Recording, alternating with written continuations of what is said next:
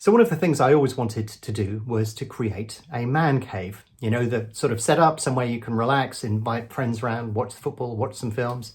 And of course you need a big TV, some comfortable sofas, a beer, fridge, all of those sort of things.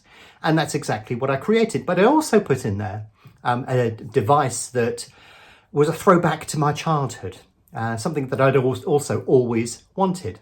But little did I realise that when I put that device in there, what I'd actually done is created an absolutely epic Betfair trading and betting tool, something that you could use especially on things like horse racing InPlay that would allow you to trade the markets much more effectively.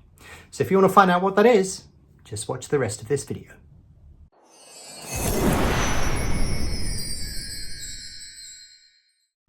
So when I was young, home computing was just coming to the fore. I was the proud owner of a ZX81, a ZX Spectrum, various other devices. But back then, it wasn't particularly popular to own a computer. It was seen as a bit of a sort of geeky thing to do. However, there were computers everywhere, and even in my local chippy and Chinese, because arcade machines were coming to the fore as well. And I'll never forget seeing Space Invaders for the first time and wasting enormous amounts of 10p's on Space Invaders. And then we had things like Pac-Man and all sorts of other games sort of came to the fore. And this was something that all my mates could join in with as well. So I'd often take the trip to the local amusement arcade where there would be every single machine you could ever think of. And we would spend hours there wasting our money, pumping our money into those machines, but generally enjoying ourselves. So one of the things that I always wanted was one of these back in my home. But of course, that was completely unrealistic back then. However, it's not so unrealistic nowadays.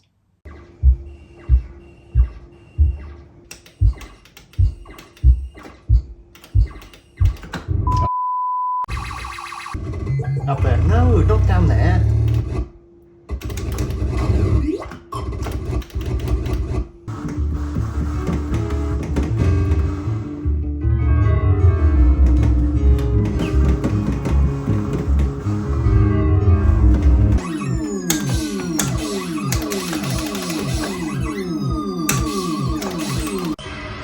So that really important piece of equipment that I also needed in the man cave was an arcade machine. It was something that would transport me back to when I was a teenager and I would spend far too much time and money playing all of these games. And it was a dream back then to have one of these at home. Now I can have every single platform, every single game right in front of me. And it was something that it was right up there on my list in terms of what I wanted in my man cave. And yeah, you'll often find me when I'm having a few minutes to chill out, playing a game that was a blast from the past and trying to get another high score. So I'm sure some of you are saying, well, that's great that you've got an arcade machine in your man cave, Peter, but what relevance is that for betting and trading? That's what we're going to come on to now. Because when you look at all of these arcade machines, effectively what you're looking at is a PC dressed a different way. It's not in a standard bezel or format that you would expect to see a PC in. But at its core, it is a PC. And then you run emulators on that PC to produce those games that we saw. But it can also run traditional PC software as well. So being a PC-based system, it sort of seemed natural for me to put BetAngel on my arcade machine and give it a try there, give it a whirl, see what I could do. And, you know, you may be looking at that sort of thinking, well, why would you do that? Is there any particular advantage to that? And yes, there is, because of a number of features within BetAngel. But from a betting perspective, some people may not understand why you would go to these extreme lengths, because for them, they're still looking at betting in the way that it was done many years ago with a couple of slips and some guy on course. But of course, it's all changed since then, and things are much more significantly advanced. Nowadays, you can actually bet on a horse right up until it crosses the finishing post. And if we look at this particular race, you can see this horse got off to a really bad start. And yes, you could bet on it. You could back it to win, or you could lay it to lose, or you could actively trade it.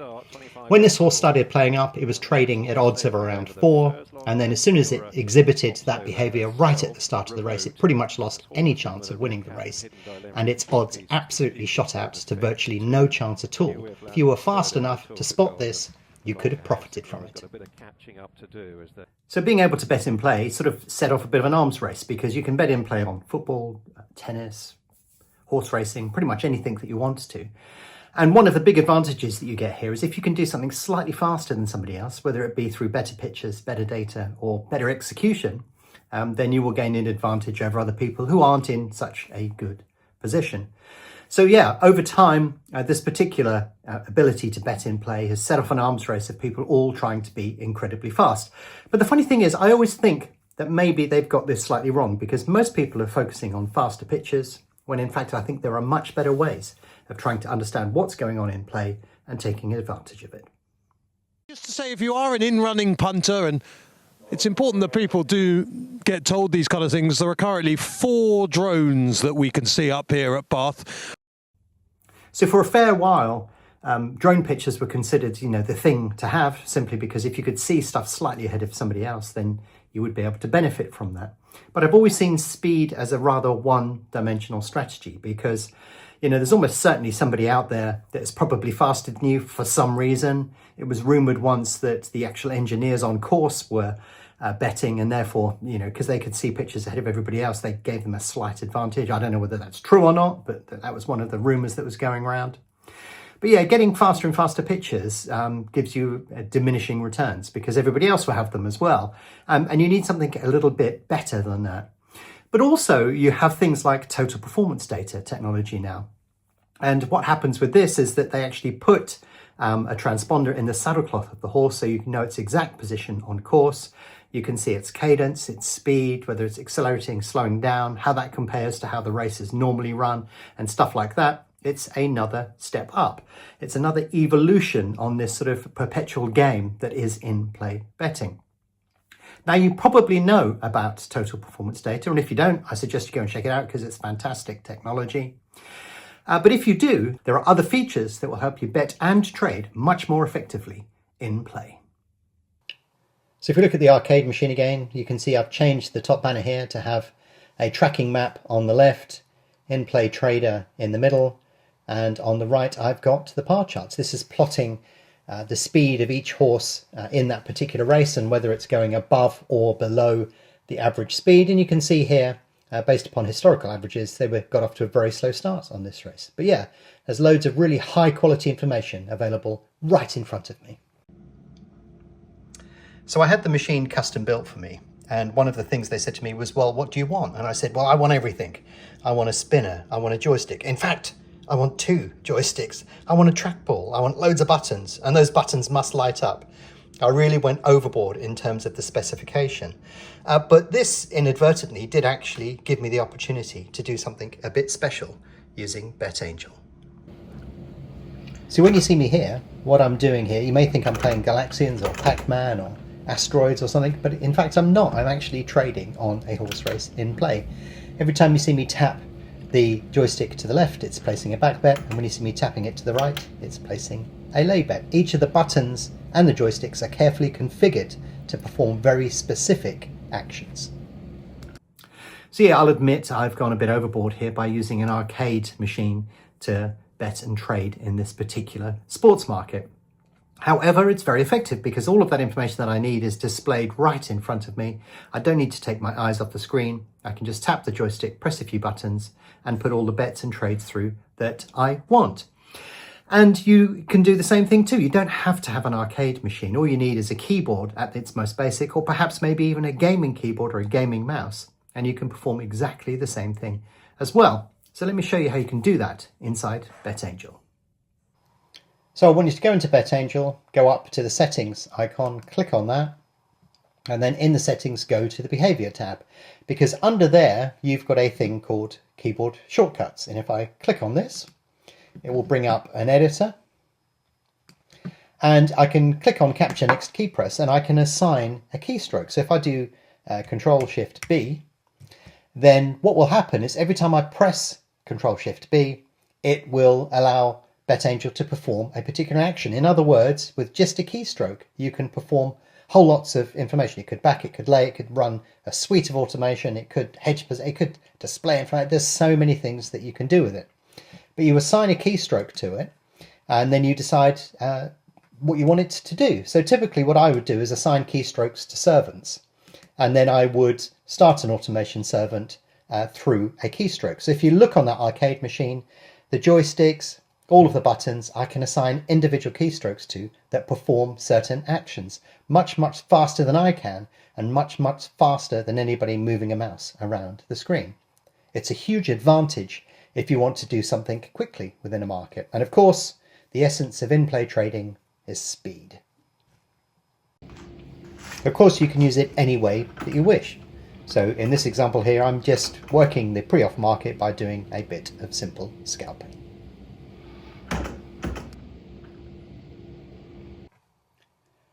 So you would have seen servants within the keyboard manager that I just described to you. And what a servant, you can bring up the servants by just clicking on this bellboy icon. Then you'll see the servant manager, and you can import rules into here or create your own. We've got a huge number of examples on the forum. But the concept as a servant is it sits in the middle of manual trading and fully automated betting and trading. So if you're looking to place a bet on a horse race or something and you're not sure which horse you want to choose on or which one you're going to actively trade, which is quite common in play, you can set up exactly what's going to happen when you press that button. You know, is it going to place a back bet, a lay bet? What's it going to do to that bet? Is it going to trigger that bet into the market, or is it going to try and exit that bet as quickly as possible? You would invoke that through a keyboard shortcut. And the idea with the servant is you'll sort of say, I'm going to trade this runner here. You point your mouse at it, or you use the keyboard shortcut, and then you just basically press a button and BetAngel will do the rest. It sort of sits between manual trading and fully automated trading. It has all of the flexibility and power of automated trading, but ultimately the control that you have over it is you nominate which particular runner you want to do all of that on. So yeah, it's a really useful addition, especially if you're using keyboard shortcuts.